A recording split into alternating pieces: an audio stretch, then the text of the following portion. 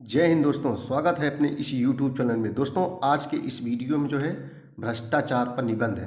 यानी बच्चों, भ्रष्टाचार को इंग्लिश में कहते हैं करप्शन। ये बहुत इंपॉर्टेंस है और हाई स्कूल इंटर के विद्यार्थियों के लिए बहुत ही इंपॉर्टेंस रहेगा।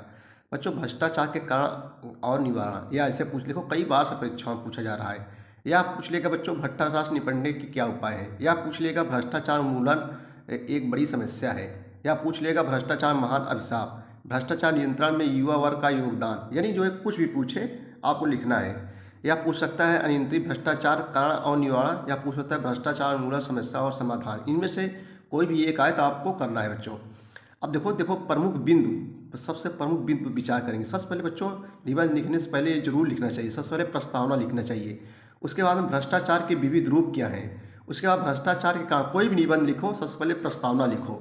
उसके बाद में यहाँ देखो भ्रष्टाचार दूर करने के उपाय। उसके बाद में लास्ट में हम लोग उपसंहार हेडिंग लिखे रहेंगे बच्चों, तो आपको पूरा नंबर जो है बढ़िया से बढ़िया मिलेगा। तो आइए सबसे पहले हम लोग प्रस्तावना देखेंगे। सबसे पहले हम लोग प्रस्तावना देखते हैं। कोई भी निबंध लिखने से पहले सबसे पहले हम लोग क्या लिखते हैं बच्चों, प्रस्तावना लिखते हैं। देखो, भ्रष्टाचार देश की संपत्ति का आपराधिक दुरुपयोग है। भ्रष्टाचार का अर्थ है भ्रष्ट आचरण, अर्थात नैतिकता और कानून के विरुद्ध आचरण। जब व्यक्ति न तो अंदर की लज्जा या धर्माधर्म का ज्ञान रहता है जो अनैतिकता है, और न बाहर का डर रहता है जो कानून की अवहेलना है, तो वह संसार में जघन्य से जघन्य पाप कर सकता है। अपने देश, जाति व समाज को बड़ी से बड़ी हानि पहुंचा सकता है।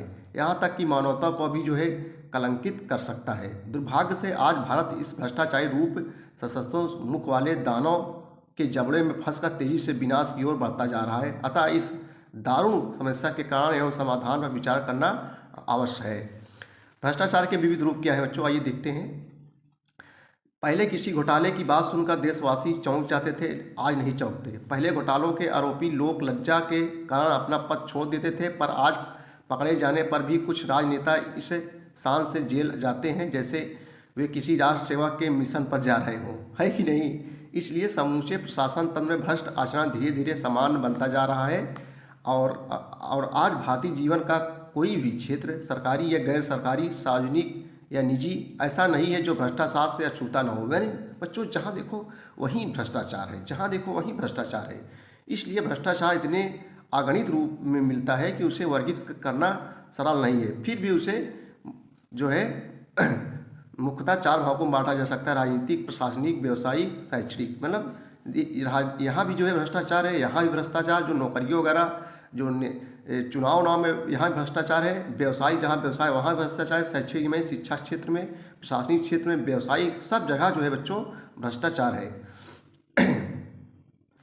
अब हम लोग तीसरी हेडिंग लगाएंगे बच्चों, भ्रष्टाचार के कारण। भ्रष्टाचार के कारण देखो, भ्रष्टाचार की गति नीचे से ऊपर को ना होकर ऊपर से नीचे को जाती है। अर्थात भ्रष्टाचार सबसे पहले उच्चतम स्तर पर पनपता है। यानी सबसे पहले ऊंचा वाला ही भ्रष्टाचार करता है, तभी नीचे वाले भ्रष्टाचार करते हैं।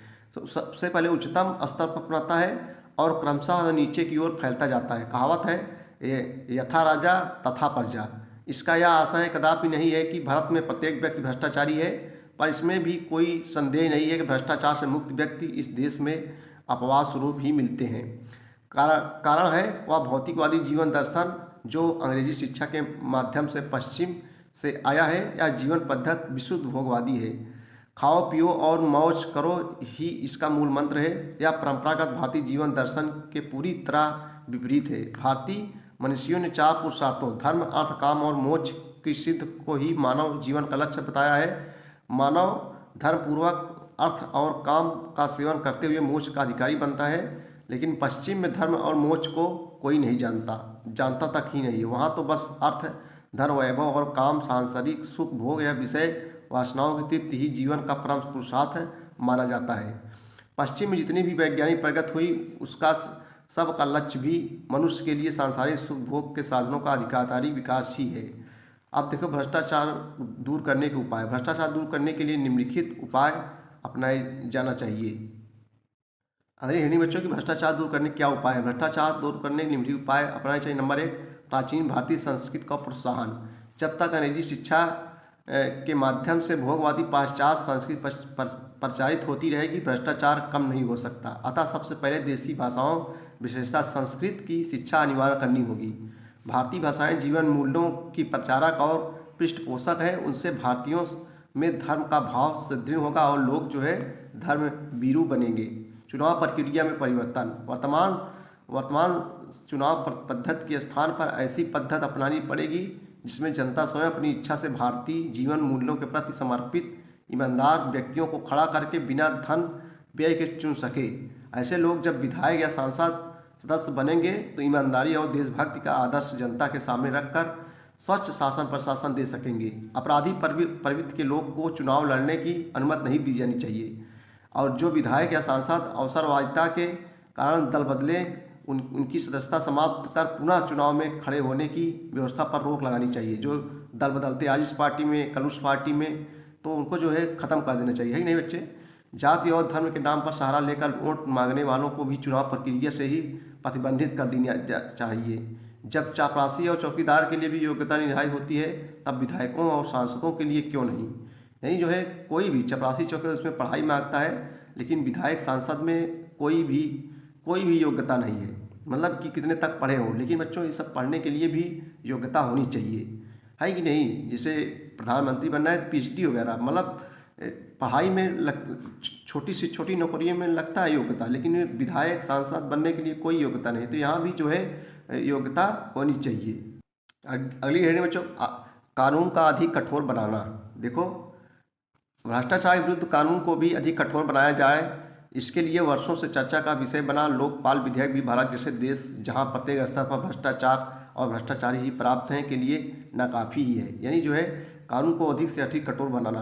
भ्रष्ट व्यक्तियों का सामाजिक बहिष्कार। भ्रष्टाचार किसी भी रूप में संबंध व्यक्तियों का सामाजिक बहिष्कार किया जाए, अर्थात लोग उनसे किसी भी प्रकार का संबंध न रखें। यह उपाय भ्रष्टाचार रोकने में बहुत सहायक सिद्ध होगा। अब लास्ट में बच्चों हम लोग लिखेंगे उपसंहार। भ्रष्टाचार ऊपर से नीचे आता है, इसलिए जब तक राजनेता देशभक्त और सदाचारी न होंगे भ्रष्टाचार का उन्मूलन असंभव है। उन्मूलन में होता है समाप्ति। उपयुक्त राजनेताओं को के चुने के बाद ही पूर्वोक्त सारे उपाय अपनाए जा सकते हैं जो भ्रष्टाचार को जड़ से उखाड़ने में पूर्णतः प्रभावी सिद्ध होंगे। आज हर एक की जबान पर एक ही प्रश्न है कि क्या होगा इस महान सनातन राष्ट्र का, कैसे मिटेगा यह भ्रष्टाचार, अत्याचार और दुराचार। यह तभी संभव है जब चरित्रवान तथा सर्वस्व त्याग और देश सेवा की भावना से भरे लोग राजनीति में आएंगे और लोक चेतना के साथ जीवन को जोड़ेंगे। यानी पढ़े लिखे लोग ही अधिकतर जो है भ्रष्टाचार कर रहे हैं इस समय, तो सबको जो है भ्रष्टाचार के खिलाफ आवाज़ से लड़ना पड़ेगा।